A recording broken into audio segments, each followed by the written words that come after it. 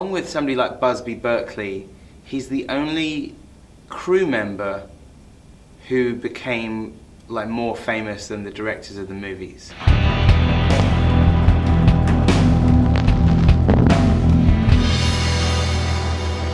I couldn't tell you who directed some of the Sinbad films, or Jason the Argonauts, or Valley of Gwangi, but I could, I could list you all of like Ray Harryhausen's credits. And that says a lot, and it's interesting where somebody's surname becomes synonymous with a technique. And so I was certainly aware, even as at a young age, not knowing too much about how films are made, I was at least aware of Ray Harryhausen's craft.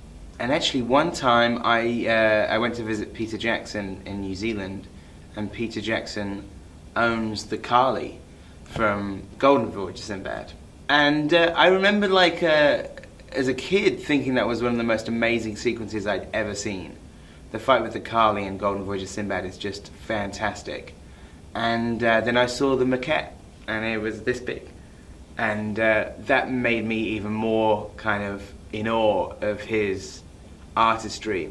I know in some respects Ray Harryhausen feels that his work was kind of superseded by animatronics and especially by digital animation, but I think the best things about his work remain in the best effects today. I've only really done one sequence where actors had to act against something that really wasn't there, and that was in Scott Pilgrim, and it was the fight between the Sonic Yeti, as we called it, and the sort of the snow dragons.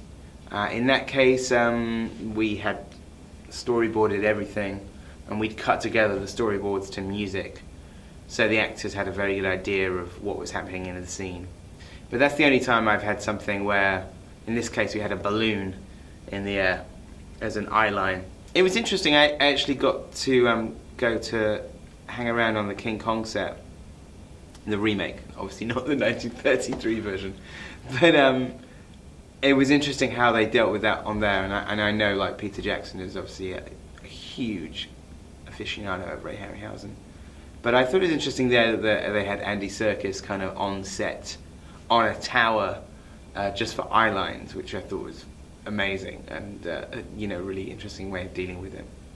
But it's a testament to kind of his work that those sequences still look good, and I think they obviously had a resonance for several generations of filmmakers.